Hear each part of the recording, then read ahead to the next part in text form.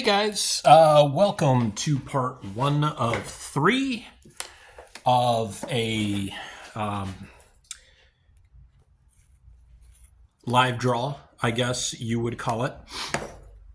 So part 1 is going to be penciling. So taking this piece from the rough stage, I drew a number of different roughs until I got to where I wanted. This was one of my roughs. This was the second one of the same concept.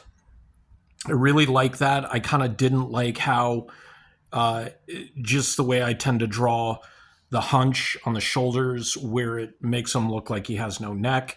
I might do that because I have a very short neck that's very wide, so I don't have much of a neck. That might just be why I draw muscular characters like that. I try to work on it a little bit more, but so this was like the first one that I had, which actually ends up being a lot like the final. So this one I really, like I said, I really liked it. I like the hunch. It kind of plays more into things a little bit. Then I wanted to get a little bit more like open him up just a tad more. But then here we go. These, so like not my first, but my first basic concept that I played on more and more until we get to this one. Now for something like this, I might have tried, or not tried, but I might have gone with, see if I can adjust that a little up. I might have gone with light boxing, but I'm really wanting to get more into getting things done properly. Now, you could have light boxed this because it's a pure white inside, pure blank, which I love because if you get your rough really great like this, and I'm hoping I don't screw this up too badly, this would be perfect for light boxing. And I've been doing them 8.5 tall by about a little more than 5.5 across, because that fits really well for the concept for fitting on a blank. So actually what we're going to do is we're going to do this like this. And I got some cool books in today as well. So because we're doing a half body, it's good to start with the head because you know where your body is going to end up. And even if the body is floating a little bit, that's okay. And I've been doing a lot of time lapse, but really wanted to do something a little different for this video. And I knew if I did a live, I tend to go really long on these, because I blab and I talk and stuff like that. But I have talked to a couple of people, one specifically I wouldn't say he's a beginning artist, but he's really getting more into it. Become a pretty good friend of mine, fellow collector. He's purchased some artwork from me, commissioned a piece from me that he ended up getting slabbed through CBCS. Picked it up at TucsonCon. Just want to say, Richard, this video series is for you because you said that you like learning about techniques. And so this is going to give you a little insight as to how I do things. I guess I could have gone one step further and shown how I do the roughs, but I think showing, the multitude of roughs, and I wouldn't say fine-tuning, but really going along with the concept of, one idea and then just keep doing it and doing it and doing it until you get it to the point that you like it enough to go forward with the finished piece. Like in art and design school, they probably wouldn't have encouraged me to do that many roughs of what would eventually become the finished piece. Like they would have said, just freaking do the type pencil already, and then move forward from that, right? So also one of the things I was considering doing slightly different work on this, but which Casey Jones do you use, right? He's been designed so many different times, and I have this loose figure. No accessories, paint is all chipped. He's that weird stage where the plastic has gotten like that tackiness on it that I really don't like, and I'm probably should get up and wash my hands right now because of it being kind of gross. But I think what I'm going to do here is I'm going to do more of a rough pencil than sticking with a super duper tight pencil. I think for me, I tend to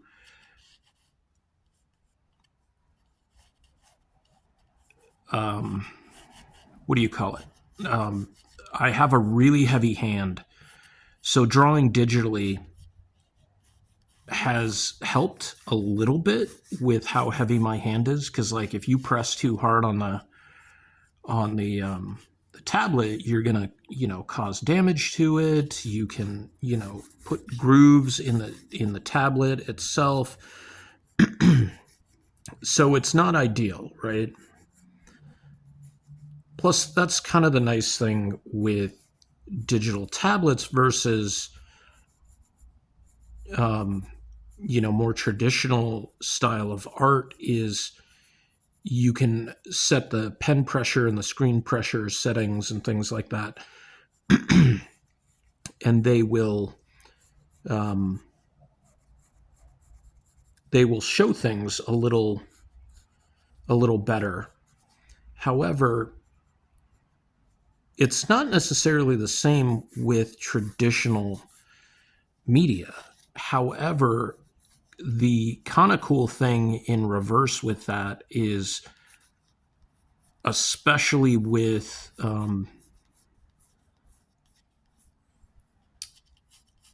pencils, is, man, you can get some really nice different pencils. A decent little pencil set of graphite pencils isn't going to set you back too far. Like you can get a fairly inexpensive set for probably around between 10 and $20, and you can always start out with something real basic, mechanical pencils. You can start out with things like just the number twos that you can get in the school supply aisle. Since I've been doing this for a while, like I don't generally buy pencil sets. Like I have a ton of these pencil sets that I've either been given as gifts years ago or what have you. And the kind of nice thing about graphite pencils is, like, unless there's something really weird going on with like the wood, they don't go bad, right? So you can kind of work with them quite a bit. And,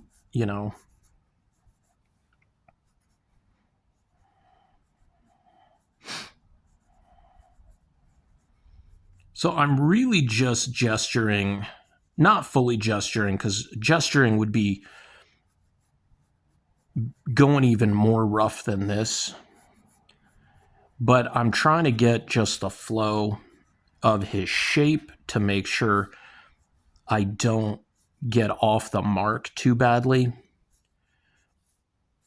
so that I can then darken some of the lines a little bit more, because you can go light to dark, but you can't necessarily go dark to light. Like, it becomes a lot harder to figure that. So,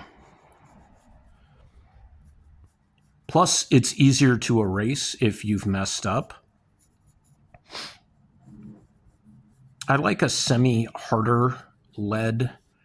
I don't do a ton of shading with the lead, so I don't need something that's blendable or smudgeable or anything like that. Those are great for artists who do that kind of stuff. That's not really my style. So there's no real need for me to get into things like charcoals and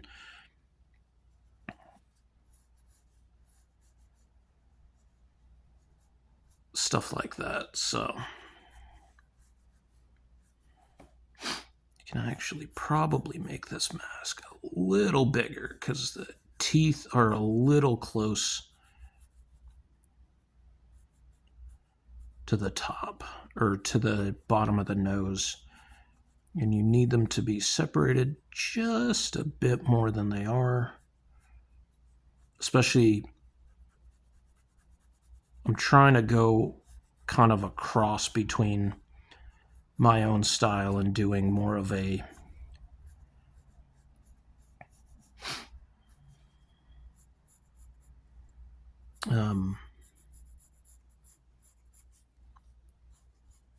homage to the 80s style. Like, I love the Casey Jones costume from the figures, the original figure line, and the where is it? There we go. From the original figure line and the cartoon, like, as much as I like Elias Koteas as Casey Jones in the original movie, the I think that the Casey Jones, like, he just had that really rough voice, which I kind of feel, Casey would have. Like, other than some of the what I feel are animated missteps, and I get it, like, Nickelodeon is wanting to play to a slightly younger crowd. They're wanting their fans to be younger because those are the people who end up being, consumers and stuff like that, which I totally understand. But the super young April and Casey, that's just not my thing. Like, I really didn't think I was gonna like Mutant Mayhem. I ended up really liking that movie a whole lot. I thought the animation style, the character design style was really well done. However, I'm not a fan of April, being a high schooler, and in some of the animated movies or animated shows from Nickelodeon from like 2012 and on, man, she's even younger. Like, it seems like they made her like a grade school kid at one point. And then it kind of just changes because, like, what was it, like in the 2012 version, like, Donnie's got a crush on her, and then in the Mutant Mayhem, like, Leo's got a crush on her, and in the movie, like, Mikey expressed having a crush on her, and he did like his little like peacocking and stuff like that. But there was a lot of still a lot of respect. Like, it wasn't made to be that way. Plus, like, they had the human love interest in Casey Jones, right?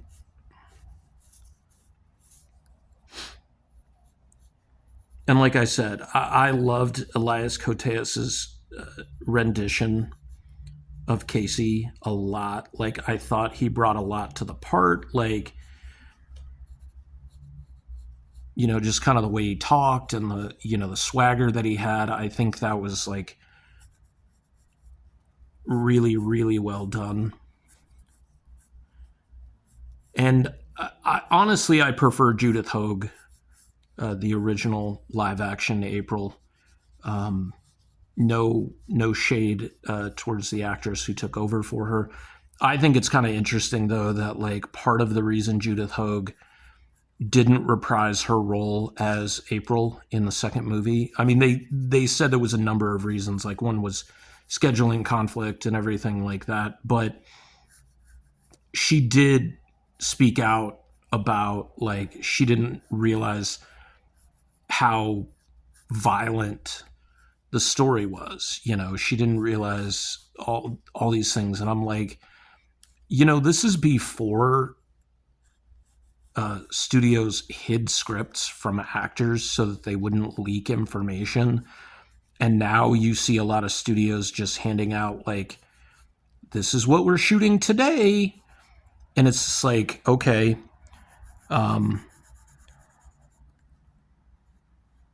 But at the same time, you're like, did you not read this? Like, do you not know anything about this property that you're like reading for? Like, how does that work exactly? Like, shouldn't you know something? Like, when you go to a job interview, you should know something about the company that you're applying for, right? Like, and while you can know about the studio or you can know about the director or what have you, like, shouldn't you know a little bit about the property or the story that you're reading for, especially if it's an existing IP? And granted, I realize like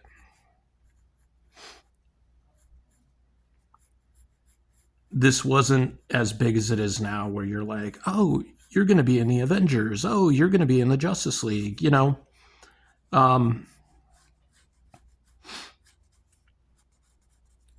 But it's still like one of those things where it's like, how do you not know? Like, dude, the Turtles were freaking everywhere by the end of the 80s. And it's probably like if somebody asked me, what is the most successful independent comic book of all time? I would definitely say Ninja Turtles. Like, you could make an argument for Walking Dead, but it's not going to be much of an argument. I mean, I don't think Walking Dead is one of those things that is a property that's going to sell for like 90 million to, a conglomerate like Paramount. I really don't. It's kind of run its course too. Like, you can reinvent the Ninja Turtles, and they do every couple of years. In fact, what did they do? They did like a run to 150 issues through IDW, and then they just rebooted it.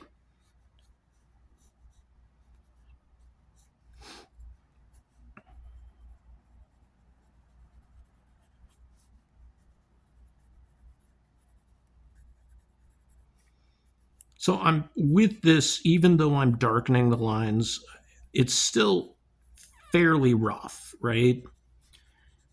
This is not what you would call a tight pencil. Tight pencil would be like none of this sketchiness. There might be some filled in shading in the areas like, and actually that shouldn't be like that. You should have double, and then you can connect it that way. There you go.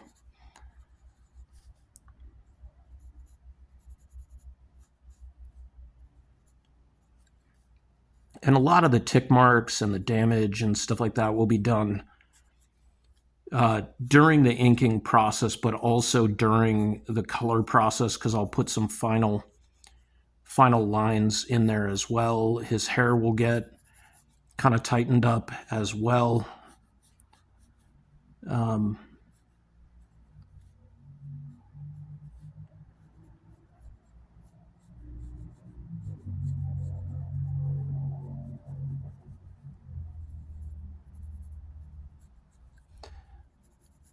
So that is pretty much it for part one.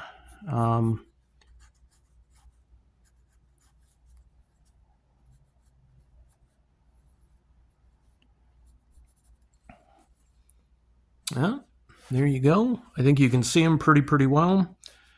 But yeah, just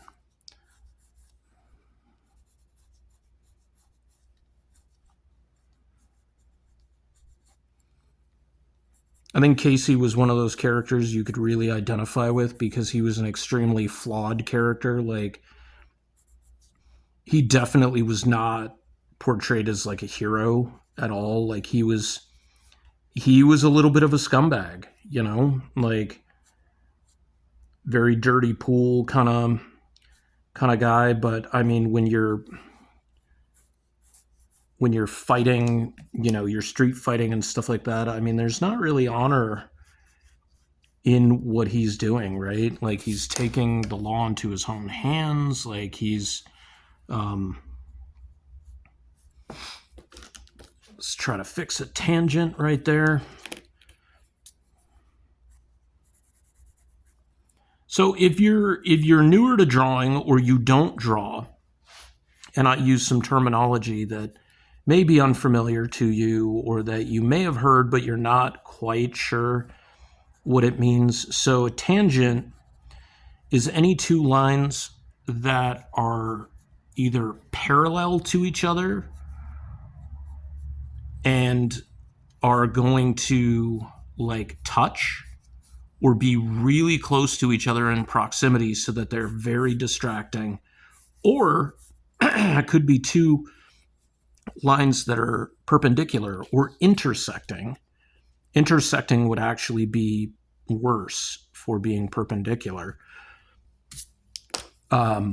because if they stop right on each other, then that's kind of looked at as poor design. At least that's how I was taught. You want to try to avoid that, because it's whether or not you see it and whether or not other people understand it, it becomes very distracting to the eye. Like, there's a lot of times I'll break down, like, looking at a comic book, and I'm just like, God, it was something about that I couldn't pinpoint. And it just, and it'll be something like a tangent, or, off registers or something like that. All right. Well, that is part one. Thank you for tuning in. Part two should be next week on Just in Time for Lunch. Thanks.